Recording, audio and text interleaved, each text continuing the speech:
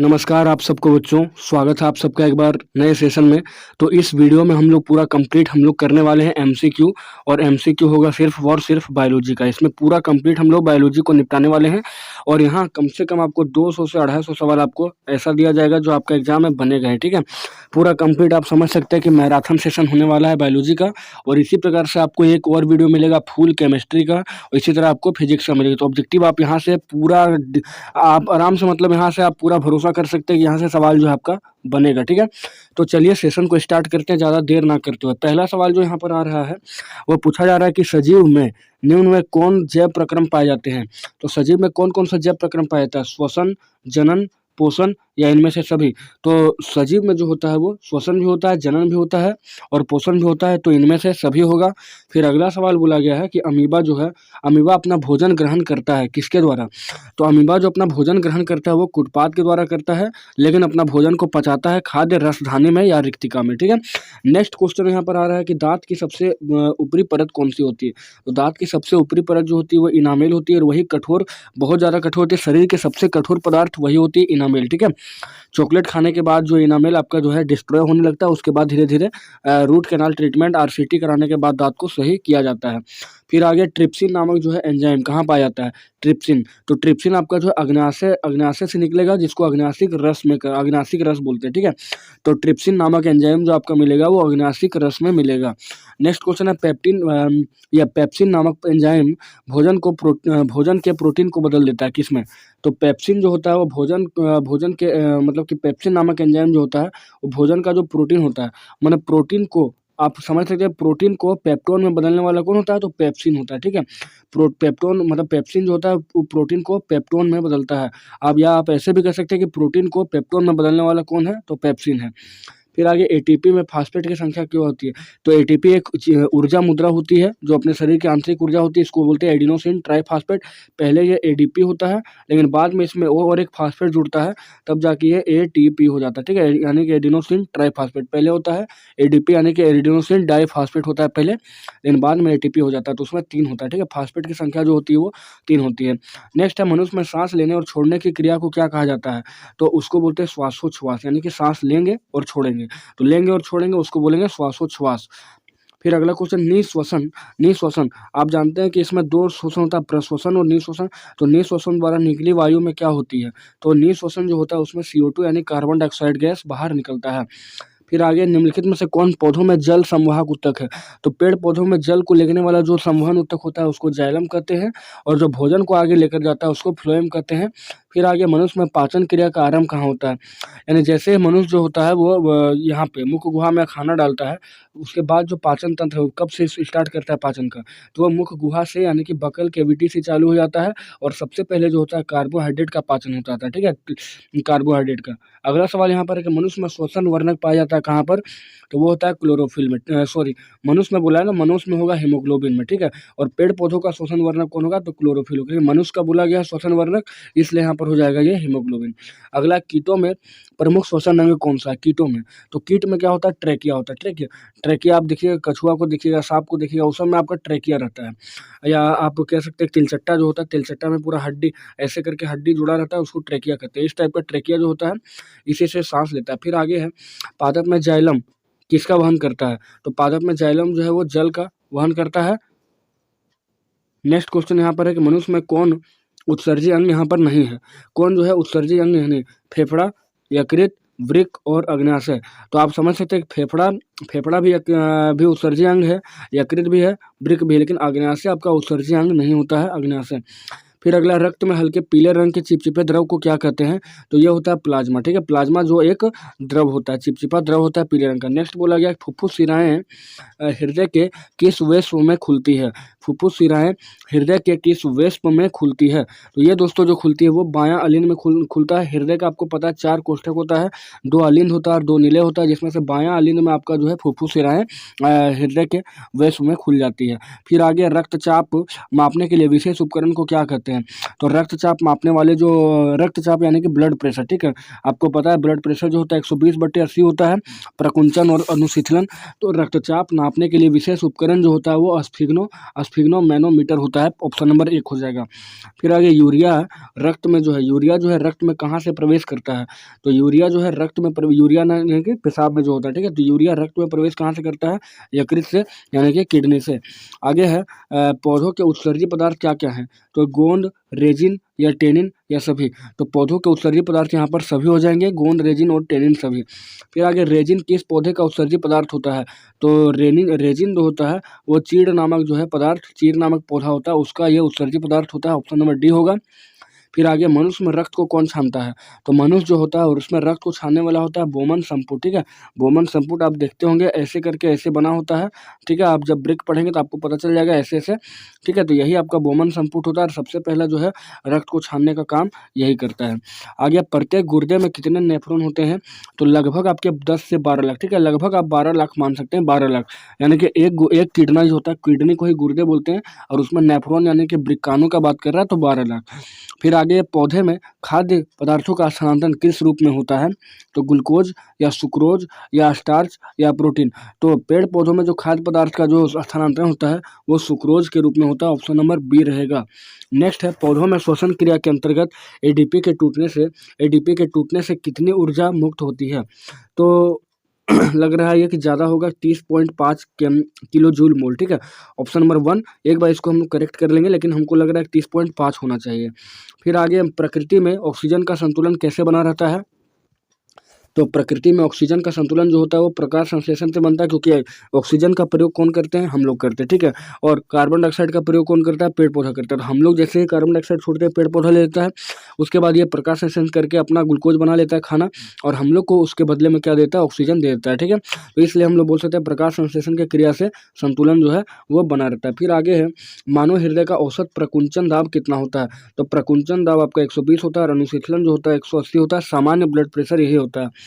Next है पौधों में वाष्पोत्सर्जन किस भाग से होता है, तो वाष्पोत्सर्जन जो होता है पत्ता से होता है वाष्पोत्सर्जन। नेक्स्ट है द्विखंडन जो किस में होता है, तो द्विखंडन जो होता है वो अमीबा में होता है, ठीक है, द्विखंडन जो आपका है वो ये अमीबा में होता है द्विखंडन। नेक्स्ट बोला गया मस्तिष्क उत्तरदायी है किसके लिए, तो सोचने के लिए या हृदय स्पंदन के लिए या शरीर का संतुलन बनाने के लिए या इनमें से सभी, तो सभी काम के लिए मस्तिष्क जो है बहुत ज़्यादा उत्तरदायी होता है। अगला सवाल यहाँ पर बोला गया है कि प्रकाश संश्लेषण क्रिया में ऑक्सीजन जो है बाहर निकलता है, प्रकाश संश्लेषण क्रिया में ऑक्सीजन जो है बाहर निकलता है किससे, तो प्रकाश संश्लेषण की जो क्रिया होती है ऑक्सीजन बाहर निकलेगा कब, जब जल टूटेगा, ठीक है, जल के टूटने से जो है वो बाहर निकलता है।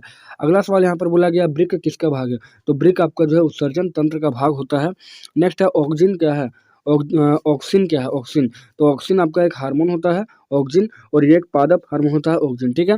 उसके बाद आगे हम लोग देखेंगे हृदय से रक्त, बोला गया कि हृदय से रक्त यानी रुधिर को संपूर्ण शरीर में पंप किसके द्वारा किया जाता है, हृदय से यानी पूरा ह्यूमन हार्ट से रक्त को पूरे शरीर में जो है पंप किससे करते हैं, तो निलय के द्वारा करते हैं, निलय के द्वारा, ठीक है।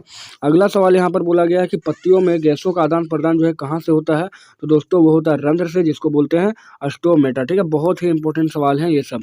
उसके बाद अगला कुछ क्वेश्चन है कि पादप में जाइलम किसके लिए उत्तरदायी है, तो जाइलम जल के वहन के लिए उत्तरदायी होता है। उसके बाद आगे है कि निम्नलिखित में किसे कोशिका का ऊर्जा मुद्रा के नाम से जाना जाता है, ऊर्जा मुद्रा अभी आपको बताए थे इस टाइप का सवाल कि ऊर्जा मुद्रा जो होता है वो एटीपी होता है, एटीपी। अगला कि पित्त रस कहाँ से स्रावित होता है, पित्त रस जो होता है वो यकृत से स्रावित होता है, यकृत से। नेक्स्ट क्वेश्चन यहाँ पर बोला गया कि रुधिर का कौन सा अवयव रक्त स्राव को रोकने में मदद करता है, मतलब रक्त जब यानी खून जब निकल रहा होता है तो उसको थक्का जमाने में कौन ज़्यादा सहायक देता है, तो वो प्लेटलेट्स होता है। अगला सवाल है सभी हरे पौधे क्या होते हैं, तो सभी हरे पौधे जो होते हैं वो स्वपोषी होते हैं, जितने भी हरे पौधे होते हैं वो स्वपोषी होते हैं, अपना खाना जो है खुद बनाते हैं।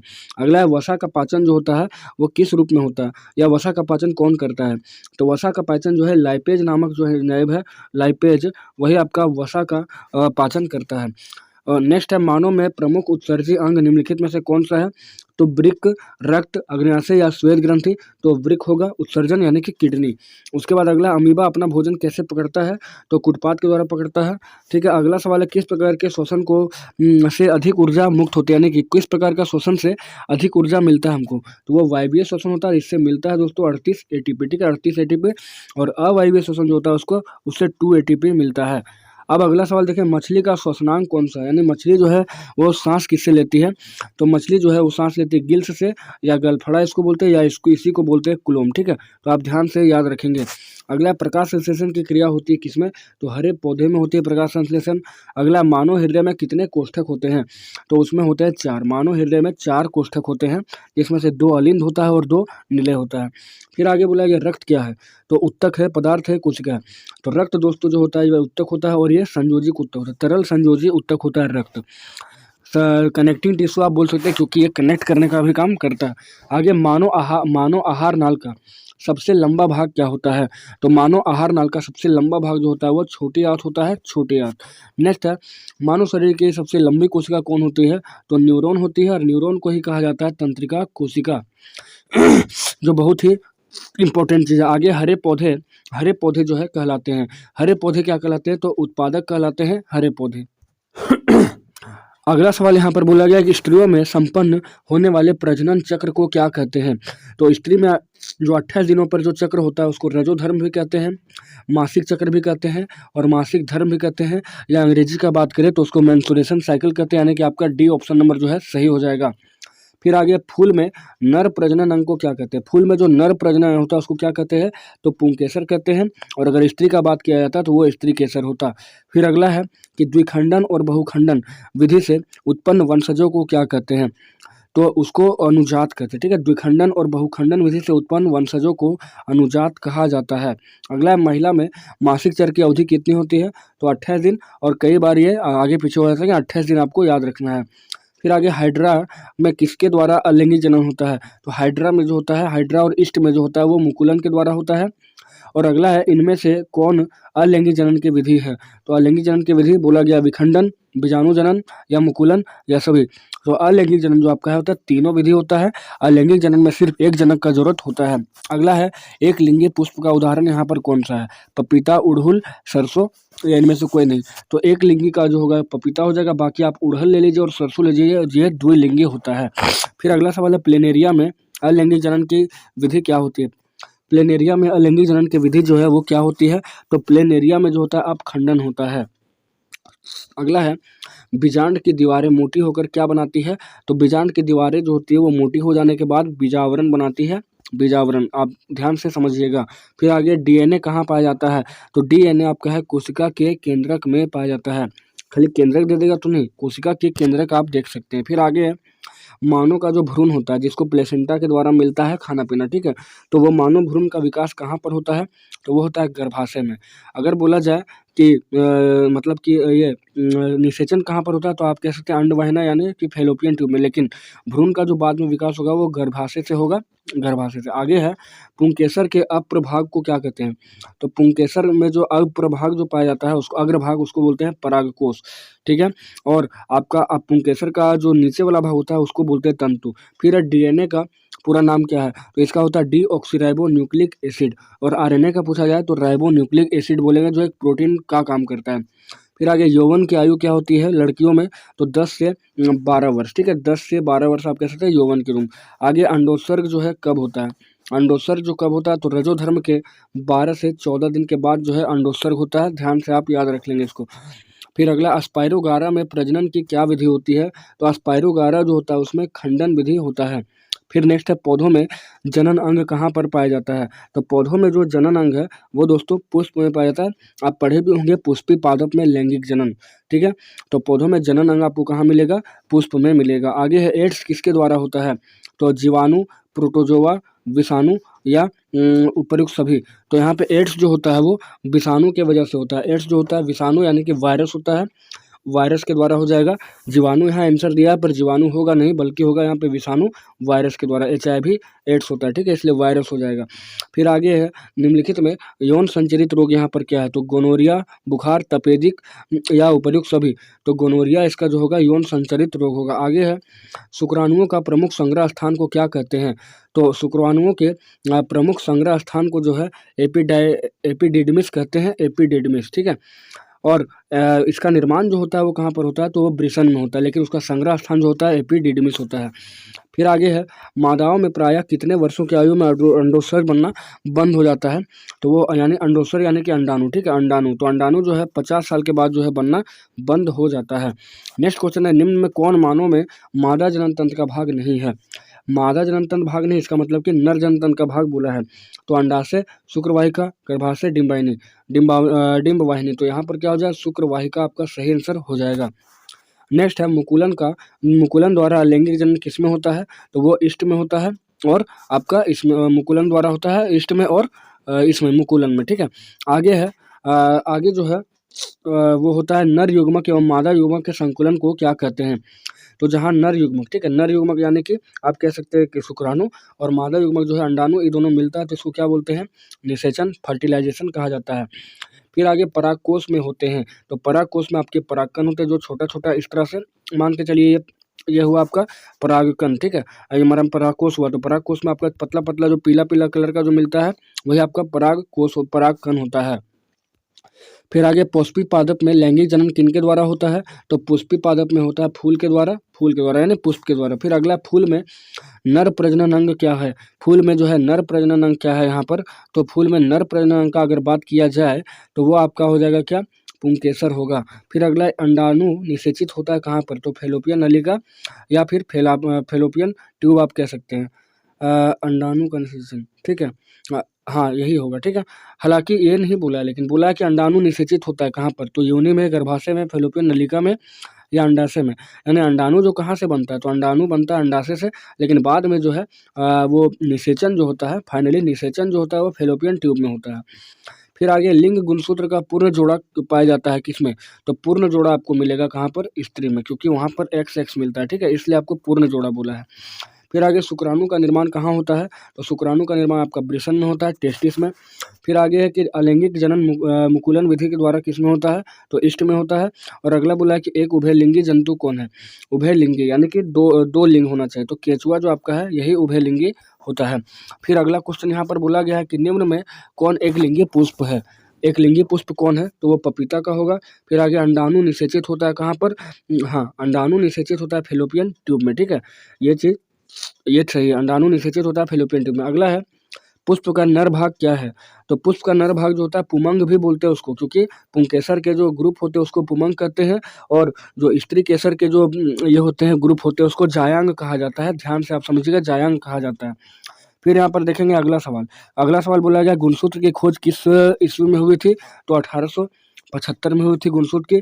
आगे, गुणसूत्र कहाँ पाए जाते हैं, तो गुणसूत्र जो है वो केंद्रक में पाया जाता है गुणसूत्र। अगला है, यानी गुणसूत्र यानी कि क्रोमोसोम। फिर अगला है, मानव शरीर में लगभग कितने जीन होते हैं, मानव शरीर में जो है कितने जीन होते हैं लगभग, तो वो होते हैं 30,000 से 40,000 के आसपास जीन होते हैं। फिर अगला, मानव में ऑटोसोम की संख्या कितनी है, तो वो है 22 जोड़ी ऑटोसोम की संख्या। नेक्स्ट बोला गया है कि जीव विज्ञान की वह शाखा जिसके अंतर्गत विभिन्नता तथा अनुवांशिकता का अध्ययन करते हैं उसको क्या कहते हैं, तो उसको अनुवांशिकी कहते हैं। और अनुवांशिकी का पिता कौन है, तो ग्रेगर जॉन मेंडल है, ठीक है। अगला हम लोग देखेंगे कि अफ्रीकी मानव का सबसे निकट संबंध किससे है, तो अफ्रीका में सबसे पहले मानव का निकट संबंध किससे होगा, चिंपैंजी से होगा। फिर आगे, प्लेनेरिया की आंखें कैसी होती है, तो बहुत साधारण होती है। नेक्स्ट बोला गया कि उस वैज्ञानिक का नाम बताएं जिसने विकास के सिद्धांत का प्रतिपादन किया, तो वो था चार्ल्स डार्विन, ठीक है, यही दिया था विकास के सिद्धांत का प्रतिपादन। नेक्स्ट हम लोग देखेंगे, बोला गया यदि लक्षण ए किसी अलैंगिक जनन वाली जाति में 10% पाया जाता है और लक्षण बी उसी जाति में 60% पाया जाता है, तो कौन सा लक्षण पहले उत्पन्न हुआ होगा, तो लक्षण ए ही पहले उत्पन्न हुआ होगा, ठीक है, लक्षण ए। बाद में जो है बाद में आप कह सकते हैं कि लक्षण बी जो है 60% पाया गया ना, तो बाद में आप कह सकते हैं कि लक्षण बी जो है प्रभावी लक्षण हुआ होगा। फिर अगला सवाल है, उस वैज्ञानिक का नाम बताया जिसने अपने पैतृक लक्षणों के पीढ़ी दर पीढ़ी अनुवांशिकी होने का अध्ययन प्रथम बार किया था, तो हो जाएगा ग्रेगर जॉन मेंडल। फिर आगे, मानव युग्मक में गुणसूत्रों की संख्या कितनी होती है, गुणसूत्रों की संख्या कितनी होती है, तो वो 23 होती है, 23 जोड़ी होती है, 23 जोड़ी होती है। आगे, मनुष्य में लिंग निर्धारण कौन करता है, तो लिंग निर्धारण करता है लिंग क्रोमोसोम, ठीक है, लिंग क्रोमो, ऑटोसोम तो पूरा शरीर का निर्माण करता है। आगे, मेंडल अपने प्रयोग के लिए किस चीज़ का पौधे का चयन किया था, तो वो साधारण मटर होगा जिसका नाम था पाइबम सटाइवम। ठीक है, साधारण मटर जो होता है इसका वैज्ञानिक नाम जो होता है वो पाइबम सटाइवम होता है। अगर आपसे सवाल पूछ दिया इतना डीप में तो आप उसको भी आराम से निपटा सकते हैं। फिर है जीवन उत्पत्ति के समय पृथ्वी का वातावरण कैसा था, तो आप कह सकते हैं कि अपचायक था। फिर आगे है कि मेंडल के मटर के कुल पौधे यानी पाइबम सेटिवम के कुल कितने जोड़े विलक्षण लक्षणों का अध्ययन किया गया, तो लगभग 7 जोड़े विलक्षण का विकल्पी लक्षणों का यहाँ पर अध्ययन किया गया था। अगला सवाल है पुरुषों में कौन सा लिंग गुणसूत्र जो है वो पाया जाता है पुरुषों में, तो पुरुष में जो होता है XY होता है और पूरा जो लड़की या लड़का होने का जिम्मेदार कौन होता है, पूरा पूरी पुरुष होता है। फिर आगे प्राकृतिक चुनाव द्वारा जीवों का विकास क्या कहलाता है, तो प्राकृतिक चुनाव द्वारा जीवों का विकास, ये बात कौन बोला था, तो ये हो जाएगा आपका डार्विनवाद, यानी कि ऑप्शन नंबर आपका 1 यहाँ पर सही हो जाएगा, डार्विनवाद। फिर हम लोग नेक्स्ट सवाल देखेंगे, बोला गया वह कौन सा कारक है जो वंशागत लक्षणों का नियंत्रण करता है, वह कौन सा कारक है जो वंशागत लक्षणों का जो है नियंत्रण करता है, तो वो क्या हो जाएगा, तो वो हो जाएगा आपका जीन। ठीक है, वंशागत लक्षण का नियंत्रण करने वाला। नेक्स्ट है डायनासोर जो है किसका उदाहरण है, डायनासोर, तो डायनासोर आपका सरीसृप का उदाहरण है। आगे ब्रोकली का विकास किस विधि से होता है, तो आप कह सकते हैं कि कृत्रिम चयन के द्वारा ब्रोकली का विकास होता है। अगला है किस स्थान को मानव का उद्गम स्थान कहा जाता है, तो वो अफ्रीका होगा। फिर आगे है उपार्जित लक्षणों का वंशागति, उपार्जित कौन होता है, तो उपार्जित जो आपका है वो होता है अपना जीवन में जो सीखते हैं, तो उपार्जित लक्षणों का वंशागति सिद्धांत किसने प्रतिपादित किया था, तो लैमार्क ने दिया था। फिर आगे कीटों के पंख और चमगादड़ के पंख किस प्रकार के अंग हैं, तो वो होता है आपका समवृत्तीय अंग, क्योंकि दोनों एक ही टाइप का दिखता है। फिर आगे निम्नलिखित में से कौन एक उभयलिंगी जंतु है, तो केंचुआ हो जाएगा उभयलिंगी, ये सवाल एक बार और रिपीट हुआ था। फिर आगे उड़हुल, बहुत इंपॉर्टेंट सवाल ये है कि उड़हुल किस प्रकार का फूल है, तो उड़हुल जो होता है वो द्विलिंगी होता है। फिर आगे वंशागत नियमों का प्रतिपादन किसने किया था, तो ग्रेगर जॉन मेंडल ने। नेक्स्ट बोला गया है दोस्तों कि मानव शरीर के किसी सामान्य कोशिका में गुणसूत्रों के कितने में युग्म होते हैं। देखिए क्वेश्चन को कैसे घुमाया गया, युग्म का मतलब क्या होता है, तो युग्म का मतलब होता है जोड़ा। ठीक है, तो यहाँ 21 दिया, फिर 22 दिया, फिर 23 दिया, 46 दिया। कोई अगर अचानक देखेगा तो 46 में मार के आ जाएगा, लेकिन यहाँ युग्म बोला है तो इसलिए आप जोड़ा लगा सकते हैं 23 का। फिर आगे द ओरिजिन ऑफ स्पीच नामक पुस्तक किसने लिखी थी, तो चार्ल्स डार्विन ने भी लिखा था। फिर आगे किस पौधे का चयन किया था, तो मटर का। फिर आगे समझात अंग, ये तो इम्पोर्टेंट है। फिर आगे है निम्नलिखित में कौन बौने पौधे को दर्शाता है, तो छोटा छोटा जो टी दोनों है यही बौने पौधे को दिखाता है। फिर आनुवंशिकी का बाप यानी आनुवंशिका का पिता किसको कहते हैं, तो ग्रेगर जॉन मेंडल को कहा जाता है। और आगे है प्रसिद्ध पुस्तक द माइक्रोग्राफिया किसके द्वारा लिखा गया था, तो रॉबर्ट हुक के द्वारा लिखा गया था, जो कोशिका का खोज किया था। फिर आगे हम लोग देखेंगे प्राथमिक उपभोक्ता क्या कहलाते हैं, तो प्राथमिक उपभोक्ता को जो है वो शाकाहारी कहते हैं। नेक्स्ट क्वेश्चन यहाँ पर है कि किसी पारिस्थितिक तंत्र में ऊर्जा को ग्रहण करने वाले होते हैं, ऊर्जा को ग्रहण करने वाले कौन होते हैं, तो ऊर्जा को ग्रहण करने वाले उत्पादक ही होते हैं। फिर आगे ओजोन परत के अवक्षय के लिए मुख्य रूप से कौन सी गैस जिम्मेदार होती है, तो CFC यानी कि क्लोरोफ्लोरोकार्बन। फिर आगे यूरो 2 का संबंध जो है किससे, यूरो 2 का संबंध, तो यूरो 2 जो होता है वो वायु प्रदूषण के लिए किया गया था बाद में। आगे है कि जैव विविधता का विशिष्ट स्थल क्या होता है, तो वो होता है वन। ठीक है, जैव विविधता का विशिष्ट स्थल जो होता है वो वन होता है। आगे बोला गया कि ओजोन परत की क्षति का मुख्य कारण, तो CFC गैस का ह्रास। नेक्स्ट बोला गया है मैदानी पारिस्थितिक तंत्र में तृतीयक उपभोक्ता क्या होता है। हम लोग चल रहे हैं मैदान में, ठीक है, और मैदान का पारिस्थितिक तंत्र है, वहाँ पर तृतीयक उपभोक्ता कौन होगा, तो बोला हरा पौधा या मेढक या ग्रास होपर या सर्प। तो आप देख लिए हरा पौधा को खाने वाला कौन होगा, ग्रास होपर। ठीक है, प्राथमिक होगा, फिर उसको खाने वाला मेढक होगा, सेकेंड होगा, और तृतीयक उपभोक्ता मेढक को खाने वाला सर्प होगा, इसलिए साफ आंसर हो जाएगा। अगला सवाल है कि किसी स्थलीय पर्यटन में सूर्य की ऊर्जा का कितने % हरे पेड़ पौधे द्वारा अवशोषित किया जाता है, तो वो होता है 1%। अगला है यूनाइटेड नेशन पर्यावरण कार्यक्रम के अंतर्गत विभिन्न राष्ट्रों के बीच यह सर्वनुमति बनी कि CFC के उत्पादन को 1986 के स्तर पर ही सीमित रखा जाए। यह सर्वानुमति किस वर्ष जो बनाई गई थी, तो 1987 में यह बनाया गया था, 1987 में। अगला है निम्नलिखित में से कौन सर्वाहारी है, कुत्ता, लोमड़ी, शेर या हिरन। सर्वाहारी का बात करेंगे तो कुत्ता होगा सर्वाहारी। अगला है कि भोजन का कितना % मात्रा उपभोक्ता के अगले स्तर तक पहुंचता है, तो भोजन का जो है 10% पहुंचता है। अगर पेड़ पौधा का ऊर्जा का प्रयोग किया है तो वो 1% होता है, लेकिन यहाँ पर 10% नियम होता है, जो एक वैज्ञानिक दिया था, इसका नाम जो होता है वो लिंडमान होता है, लिंडमान का 10% नियम। फिर आगे देखेंगे निम्नलिखित में उत्पादक कौन है। उत्पादक जहाँ आपको घास मिलेगा आप समझ जाइएगा कि हरा पेड़ पौधा हो या घास हो, वही क्या हो जाएगा, उत्पादक हो जाएगा। उत्पादक वो होता है जो मतलब फल का निर्माण करता है, जो प्रकाश संश्लेषण का काम कर सकता है। नेक्स्ट है वन पारिस्थितिक तंत्र में हिरन क्या होते हैं। तो हिरन जो होता है वो प्राथमिक उपभोक्ता होता है वन पारिस्थितिक तंत्र में। फिर आगे कूड़े कचरे को एक जगह से एकत्र कर उसका वैज्ञानिक तरीके से निपटारा करना क्या कहलाता है, तो उसको कहते हैं कचरा प्रबंधन। फिर आगे ओजोन के अणु में ऑक्सीजन के परमाणु की संख्या कितनी होती है, तो वो होती है 3, और इसको हम लोग बोलते हैं O3, और ओजोन परत हमारे लिए बहुत ही इंपॉर्टेंट चीज़ है।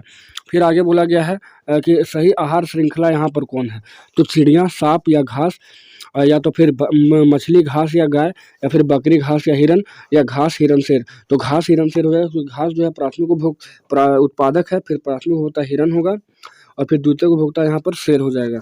फिर आगे निम्नलिखित में से कौन एक भूमिगत जल का उदाहरण है। भूमिगत जल का उदाहरण क्या होता है, कुआं होगा। फिर आगे यहाँ पर देखेंगे, बोला गया निम्नांकित में किसे आप उपभोक्ता की श्रेणी में रखेंगे, तो हरे पौधे, या नीलहरी शैवाल, या फूल और पत्ते, और या जंगली जानवर। तो जंगली जानवर ही तो यहाँ उपभोक्ता होगा, बाकी सारा यहाँ पर क्या है, तो बाकी आप कह सकते हो उत्पादक है। फिर एक सवाल पूछा गया कि निम्नलिखित में कौन एक जलीय आहार श्रृंखला है। जलीय आहार श्रृंखला, तो जल में आपका घास तो उस तरह नहीं मिलेगा, जल में आपको शैवाल मिलेगा, ठीक है, शैवाल मिलेगा, फिर उसको जलीय कीट खाएगा, और फिर उसको मछली खाएगा। तो ऑप्शन नंबर यहाँ पर बी हो जाएगा। फिर आगे बोला गया निम्नलिखित में कौन एक जैव अनिम्नीकरणीय पदार्थ है। जैव अनिम्नीकरण पदार्थ कौन होता है, तो जो अपघटित नहीं होता है उसको DDT बोलेंगे, DDT होता है। फिर आगे अपघटक का उदाहरण, अपघटक का उदाहरण यहाँ पर कौन है, अपघटक का, तो अपघटक कौन होगा, यहाँ पर कवक हो जाएगा, फंजाई जिसको बोलते हैं, फंगस जिसको बोलते हैं। फिर आगे क्वेश्चन है पारिस्थितिक तंत्र में ऊर्जा का स्रोत क्या होता है। तो कोई भी पारिस्थितिक तंत्र ऊर्जा का स्रोत क्या मिलेगा, सूर्य का प्रकाश हो जाएगा ऊर्जा का स्रोत। अगला हरे पौधे क्या कहलाते हैं, तो हरे पौधे को जो है उत्पादक कहते हैं। फिर अगला क्वेश्चन बोला गया कि मनुष्य में वृक्क एक तंत्र का भाग है जो संबंधित है किससे, तो वृक्क जो है उत्सर्जन तंत्र से संबंधित होता है। अगला क्वेश्चन है पादप में जाइलम किसके लिए उत्तरदायी, तो जल के वहन के लिए। आगे बोला गया स्वपोषी पोषण के लिए आवश्यक है क्या क्या, तो कार्बन डाइऑक्साइड भी है, क्लोरोफिल भी है, सूर्य का प्रकाश भी है, सभी हो जाएगा। फिर अगला सवाल यहाँ पर बोला गया पाइरुवेट के विखंडन, पाइरुवेट के विखंडन से यह कार्बन डाइऑक्साइड, जल तथा ऊर्जा देता है, और यह क्रिया कहाँ पर होता है, तो पाइरुवेट जब टूटता है तो कार्बन डाइऑक्साइड बनाता है, जल बनाता है, और ऊर्जा हमको मिलता है। ये क्रिया कहाँ पर होता है, तो ये माइटोकॉन्ड्रिया में होता है। नेक्स्ट है क्षुद्रांत में प्रोटीन का पाचन किस एंजाइम द्वारा होता है, तो प्रोटीन का पाचन जो होता है ट्रिप्सिन नामक ट्रिप्सिन से होता है, और वसा का पाचन कौन करता है, लाइपेज करता है। एमाइलेज का पाचन कौन करता है, तो कार्बोहाइड्रेट का करता है। अगला है कि श्वसन की प्रक्रिया के दौरान प्रथम चरण में ग्लूकोज कोशिका द्रव में 3 कार्बन अणु में विखंडित होता है, उस अणु का नाम क्या है, तो 3 कार्बन अणु में टूटेगा, उसका नाम क्या होता है, पाइरुवेट होता है। फिर अगला मनुष्य का हृदय कितने कोष्ठ का बना होता है, तो 4 पहले ही बताए थे। फिर अगला पादप में फ्लोएम किसके लिए इंपॉर्टेंट है, तो भोजन के वहन के लिए, ऑप्शन नंबर आपका बी रहेगा। फिर बोला गया है कि मानव रक्त में उपस्थित यूरिया की सामान्य मात्रा कितनी होती है, तो 20 मिलीग्राम यानी 20 mg हो जाएगा। फिर अगला क्वेश्चन यहाँ मैग्नीशियम पाया जाता है कहाँ पर, तो मैग्नीशियम पाया जाता है आपका क्लोरोफिल में। फिर अगला प्रकाश संश्लेषण द्वारा हमें क्या प्राप्ति होती है, तो प्रकाश संश्लेषण की क्रिया जब हो जाती है तो हमें नहीं होती, मतलब पेड़ पौधे की प्राप्ति क्या होती है, तो वो ग्लूकोज होता है प्रकाश संश्लेषण के बाद। फिर अगला मत्स्य का श्वसन अंग क्या होता है, तो गिल्स जिसको क्लोम या ये भी कहते हैं, ठीक है। आगे रेजिन और गोंद, रेजिन एवं गोंद कहाँ पर संचित रहता है, तो रेजिन और गोंद जो होता है पुराने जाइलम में संचित रहता है। नेक्स्ट है कि निम्नलिखित में से कौन उत्सर्जी अंग है, वृक्क, आँख, अग्नाशय या कोई नहीं, तो ये वृक्क हो जाएगा। फिर अब हम लोग अगला सवाल देखेंगे, बोला गया है कि निम्नलिखित में से कौन पादप हार्मोन है। यहाँ पर जो है पादप हार्मोन यहाँ पर कौन है, पादप हार्मोन, ठीक है, तो इंसुलिन, एस्ट्रोजन, थायरोक्सिन या साइटोकाइनिन, तो साइटोकाइनिन आपका जो है वो पादप हार्मोन होगा। अगला सवाल देखेंगे दो तंत्रिका कोशिका के मध्य खाली स्थान को क्या कहते हैं, दो तंत्रिका के मध्य जो होता है खाली स्थान उसको क्या कहते हैं, तो उसको कहते हैं सिनेप्स या सिनेप्टिक दरार भी कहा जाता है। अगला है मस्तिष्क उत्तरदायी है किसके लिए, तो सोचने के लिए, हृदय स्पंदन के लिए, शरीर का संतुलन बनाने के लिए, या उपरोक्त सभी, तो हो जाएगा यहाँ पर उपरोक्त तो सभी हो जाएगा। अगला है हार्मोन स्रावित होता है कहाँ से, तो हार्मोन जो निकलता है वो अंतःस्रावी ग्रंथि से, यानी कि इंडो इंडोक्राइन ग्लैंड से, यानी कि आप कह सकते हैं कि अंतःस्रावी ग्रंथि से हो निकलता है। अब हम लोग अगला सवाल देखेंगे। बोला गया ग्वाइटर अथवा घेंघा रोग पनपता है किसकी वजह से? तो आयोडीन की कमी से निकलता है। फिर आगे है कौन सा पादप नियंत्रक फल बेचने वालों द्वारा उपयोग किया जाता है? तो वो होता है इथिलीन। ठीक है, इथिलीन होता है। फिर आगे है निम्नलिखित में से कौन सा एक अंतःस्रावी और बाह्यस्रावी ग्रंथि दोनों प्रकार का है? ये सवाल आपका इंपॉर्टेंट है, इसको आप मार्क करके रखिएगा, क्योंकि यहाँ पर दोनों बातें, अंतःस्रावी भी है और बाह्यस्रावी भी, तो वो अग्न्याशय होता है, अग्न्याशय। नेक्स्ट बोला मानव में डायलिसिस थैली कौन होता है? यानी कि जो डायलिसिस बैग, यानी कि साफ सफाई का काम कौन करता है? तो नेफ्रॉन, यानी कि किडनी के अंदर जो 10 से 12 लाख में 12 लाख आप समझ लीजिएगा, तो वही होता है नेफ्रॉन। फिर अगला सवाल यहाँ पर है भोजन का पचना किस प्रकार की अभिक्रिया है? तो वो हो जाएगा उपचयन अभिक्रिया। ठीक है, ये उपचयन, और नहीं तो फिर आप कह सकते हैं अच्छा भोजन का पचना है ना, हाँ ठीक है, या वियोजन भी बोल सकते हैं, वियोजन, क्योंकि यहाँ पर भी टूट रहा है, वियोजन यहाँ ऑप्शन नहीं है, तो आप उपचयन लगा सकते हैं। अगला सवाल यहाँ देखेंगे। बोला गया थायरोक्सिन हार्मोन के संश्लेषण के लिए कौन सा तत्व आवश्यक है? तो थायरोक्सिन हार्मोन कब निकलेगा, मतलब उसके थायरोक्सिन हार्मोन के संश्लेषण के लिए आयोडीन बहुत ही जरूरी होता है। अगला सवाल यहाँ है वृद्धि हार्मोन का स्राव किस ग्रंथि के द्वारा होता है? वृद्धि हार्मोन का स्राव, तो वृद्धि हार्मोन का स्राव जो होता है वो पीयूष ग्रंथि, यानी कि पिट्यूटरी ग्रंथि से, क्योंकि इसी को तो कहते हैं मास्टर ग्लैंड। आगे पत्तियों का मुरझाना किस हार्मोन के प्रभाव के कारण होता है? तो वो होता है आपका एब्सिसिक अम्ल की वजह से। अगला कुछ क्वेश्चन है। अगला बोला है मस्तिष्क का मुख्य काम क्या होता है? मस्तिष्क का मुख्य सोचने वाला भाग कौन है? तो सोचने वाला भाग जो होता है अग्र मस्तिष्क, यानी कि आगे का मस्तिष्क होता है, जिसको क्या बोला गया है? जिसको बोला गया है अग्र मस्तिष्क को क्या बोला गया है? तो अग्र मस्तिष्क का नाम जो होता है वो फोर ब्रेन होता है। आगे है अनैच्छिक क्रियाएं, जैसे कि रक्तदाब, लार आना तथा वमन आदि मस्तिष्क के किस भाग द्वारा होता है? तो वो पश्च मस्तिष्क में मेडुला जो होता है उसके द्वारा होता है, इसलिए मेडुला ऑब्लांगेटा सबसे जबरदस्त चीज है। आगे कुछ क्वेश्चन है कि मस्तिष्क का कौन सा भाग शरीर की स्थिति तथा संतुलन का अनुरक्षण करता है? तो वो हो जाएगा अनुमस्तिष्क, जिसको सेरिबेलम कहा जाता है। आगे प्रतिवर्ती चाप जो है कहाँ पर बनता है? तो प्रतिवर्ती चाप जो है स्पाइनल कॉर्ड, यानी कि मेरु रज्जु में बनता है। नेक्स्ट बोला गया मस्तिष्क के मुख्य 3 भागों के नाम लिखिए। तो वो अग्र मस्तिष्क होता है, मध्य मस्तिष्क होता है और पश्च मस्तिष्क होता है, जिसको बोलते हैं fore brain, mid brain and hind brain. आगे है पौधों में पाए जाने वाले 2 हार्मोन के नाम लिखें जो तने की वृद्धि में सहायक करता है। तो वो पौधों में ऑक्सिन और जिब्रेलिन जो है वही दोनों ऐसा होता है जो तनाव को बढ़ाने का काम करता है। अगला है कि पौधों में पाए जाने वाले उस हार्मोन का नाम लिखें जो कोशिका विभाजन को प्रेरित करता है। तो कोशिका विभाजन, यानी पहले कोशिका अगर एक बनेगा तो उससे आगे टूटेगा 2 में, फिर 4 में, फिर 16 में, ऐसे करके जो विभाजन होता है वो साइटोकाइनिन में होता है। अगला क्वेश्चन यहाँ पर देखेंगे। बोला गया अलैंगिक जनन किस में होता है? तो अलैंगिक जनन मुकुलन में होता है, या तो फिर आप ईस्ट में कह सकते हैं। अगला है निम्नलिखित में से कौन मानव में मादा जनन तंत्र का भाग नहीं है? अंडाशय, शुक्रवाहिका, गर्भाशय या डिंबवाहिनी? तो वो होगा शुक्रवाहिका, क्योंकि ये नर जनन तंत्र का भाग होता है। आगे पराग कोष में क्या होते हैं? तो परागकण होते हैं, इसको आप आँख मूंद के मार सकते हैं। आगे प्लेनेरिया में किस विधि से जनन होता है? तो वो पुनरुद्ध भवन होता है प्लेनेरिया में। अगला है निम्नलिखित में से कौन एकलिंगी होता है? एकलिंगी आपका पपीता होता है, अभी हम लोग देखे थे सवाल को। फिर आगे है पराग कणों के पुंकेसर से वर्तिकाग्र स्थानांतरण की प्रक्रिया को क्या कहते हैं? तो पराग कण जो होता है वो उड़कर किसी भी माध्यम से पुंकेसर तक जाता है, और पुंकेसर के वर्तिकाग्र तक अगर जाता है, पराग कणों के पुंकेसर से वर्तिकाग्र तक जाता है, यानी कि वर्तिकाग्र यानी कि स्त्री तक पहुंचता है, तो उस क्रिया को क्या बोलते हैं? तो उसको परागन कहते हैं। और ये 2 प्रकार की होती है, एक होती है स्वपरागन और एक होती है परपरागन। फिर आगे है एक हार्मोन का नाम लिखिए जो लड़कों में यौवनारंभ के लक्षणों का नियंत्रण करता है। तो वो टेस्टोस्टेरोन होगा। फिर अगला सवाल है कि एक ऐसे जीव का नाम बताएं जिसमें बहुखंडन विधि से प्रजनन होता है। बहुखंडन से, तो बहुखंडन किस में होगा? प्लाज्मोडियम में होगा यहाँ पर। ठीक है, ईस्ट पैरामीशियम, अमीबा या प्लाज्मोडियम? तो प्लाज्मोडियम यहाँ पर सही आंसर होगा। अगला है ब्रायोफिलम में अलैंगिक जनन। ब्रायोफिलम जो होता है उसमें अलैंगिक जनन की किस विधि द्वारा प्रयोग किया जाता है ब्रायोफिलम में? तो ब्रायोफिलम में जो होता है कायिक प्रवर्धन होता है, ध्यान से आप इसको याद रखेंगे। फिर आगे क्वेश्चन है कि जब एक पुष्प के परागकण दूसरे पुष्प के वक्रतुंडाकार तक स्थानांतरित होते हैं तो उसे क्या कहते हैं? तो उसे पर परागन कहते हैं। अगर एक पुष्प का दूसरे पुष्प हो जाएगा उसको पर परागन, और एक ही पुष्प का जो होगा यानी कि परागकोश होगा वो दूसरे पास जाएगा तो उसको बोलेंगे स्वपरागन। अगला सवाल है इनमें से कौन स्त्री केसर का भाग नहीं होता है? तो वर्तिकाग्र ये तो होता है, फिर वर्तिका ये भी होता है, फिर अंडाशय ये भी होता है। तो परागकोश जो होता है वो पुंकेसर का भाग होता है। नेक्स्ट हम लोग देखेंगे नेक्स्ट क्वेश्चन है यहाँ पर कि हाँ, जो जनन कोशिका अपेक्षाकृत बड़ी होती है और जिसमें भोजन का भंडार भी संचित होता है उसे क्या कहते हैं?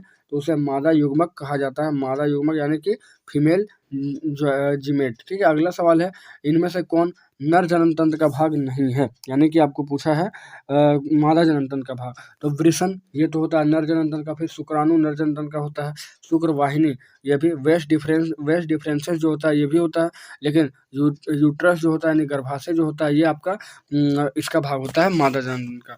अगला सवाल यहाँ पर है कि मेंडल के एक प्रयोग में लंबे मटर के पौधे जिनके बैंगनी पुष्प थे का संकरण बौने पौधे जिनके सफेद पुष्प थे से कराया गया। इनकी संतति के सभी पौधों में पुष्प बैंगनी रंग के बाद में आए थे, परंतु उनमें से लगभग आधे बौने थे। उनमें कहा जा सकता है कि लंबे जनक पौधों की आनुवंशिक रचना निम्न थी। तो बड़ा डबल टी या बड़ा डब्लू, या फिर टी और छोटा डब्लू, या तो फिर छोटा टी छोटा टी बड़ा डब्लू और छोटा डब्लू। लेकिन यहाँ पर होगा आपका ऑप्शन नंबर 4, जब दो मतलब कि एक बड़ा टी फिर छोटा टी फिर बड़ा डब्लू और छोटा डब्लू। फिर यहाँ पर है समजात अंगों के द्वारा, ये छोड़िए आप। फिर अगला है इसको भी छोड़ सकते हैं। फिर अगला है सब्जी की टोकरी में गाजर, आलू, मूली, टमाटर रखे हैं, बताइए इनमें से कौन सी सब्जियां सही समजात संरचनाओं का प्रतिनिधित्व करती है? तो मूली और गाजर होगा यहाँ से। फिर अगला सवाल यहाँ पर है कि मेंडल ने अपने प्रयोग के लिए तो साधारण मटर का इसको पैबम से टैबम बोलते थे। फिर अगला गुणसूत्र पाए जाते हैं कहाँ पर? तो केंद्रक में, कोशिका के केंद्रक में। फिर अगला है जीव विज्ञान की वह शाखा जिसके अंतर्गत विभिन्नता तथा अनुवांशिकता का अध्ययन करते हैं उसको क्या बोलते हैं? अनुवांशिकी बोलते हैं। और प्राकृतिक चयन का सिद्धांत कौन दिया? तो डार्विन ने दिया। फिर अगला किस ऊतक में उत्पन्न परिवर्तन वंशानुगत नहीं होते हैं? तो ये कायिक ऊतक होता है। उसके बाद अगला डीएनए का पूर्ण रूप तो हम लोग देख लिए थे। फिर आगे आरएनए का पूर्ण रूप ये भी होता है राइबोन्यूक्लिक एसिड। अब हम लोग अगला सवाल देखेंगे, बोला गया है निम्नलिखित में से किस समूह में केवल जैव निम्नीकरणीय पदार्थ है? जैव निम्नीकरण तो घास, पुष्प और चमड़ा। फिर आगे है घास, लकड़ी तथा प्लास्टिक।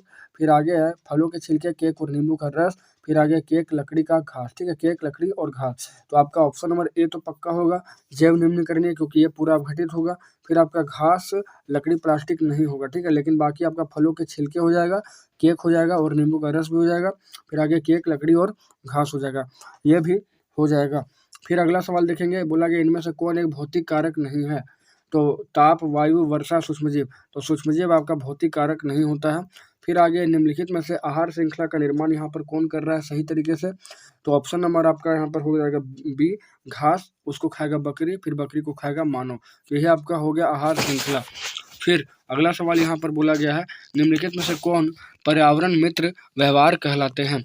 तो बाजार जाते समय सामान के लिए कपड़े का थैला ले जाना, या फिर कार्य समाप्त हो जाने पर लाइट या पंखे का स्विच बंद करना, फिर स्कूटर पर जाने के बजाय विद्यालय तक पैदल जाना। सभी आपका क्या हो जाएगा यहाँ पर पर्यावरण मित्र का एक बहुत ही अच्छा उदाहरण हो जाएगा।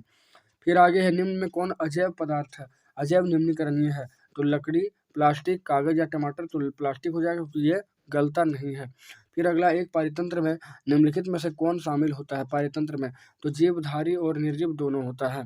फिर आगे तो अगला सवाल यहाँ पर है कि किसी आहार श्रृंखला में अजैव निम्नीकरणीय पीड़कनाशियों का प्रत्येक उच्चतर पोषी स्तर पर बढ़ती हुई मात्रा में एकत्रित हो जाना क्या कहलाता है? तो उसको जैव आवर्धन कहते हैं। जैव आवर्धन यानी कि बायोमैग्निफिकेशन कहते हैं। फिर नेक्स्ट क्वेश्चन यहाँ पर है कि निम्नलिखित में से एक प्राथमिक उपभोक्ता यहाँ पर कौन है? तो शेर, मगरमच्छ, हिरन या मनुष्य। तो वो हो जाएगा हिरन। तो इस प्रकार आप कह सकते हैं कि बायोलॉजी का आप समझ सकते हैं मैराथन 1 था। ठीक है, आपका एक और वीडियो आएगा क्योंकि बहुत ही बड़ा लंबा वीडियो बन जा रहा है, इसलिए आपका एक और वीडियो आएगा जिसमें हम लोग कह सकते हैं कि पूरा बायोलॉजी जो है पूरा बायोलॉजी का हम लोग पोस्टमार्टम कर दिए हैं लगभग। तो एक वीडियो का आप इंतजार कीजिएगा, नेक्स्ट पार्ट में आपको सारा क्वेश्चन मिल जाएगा। तो चलिए मिलते हैं नेक्स्ट।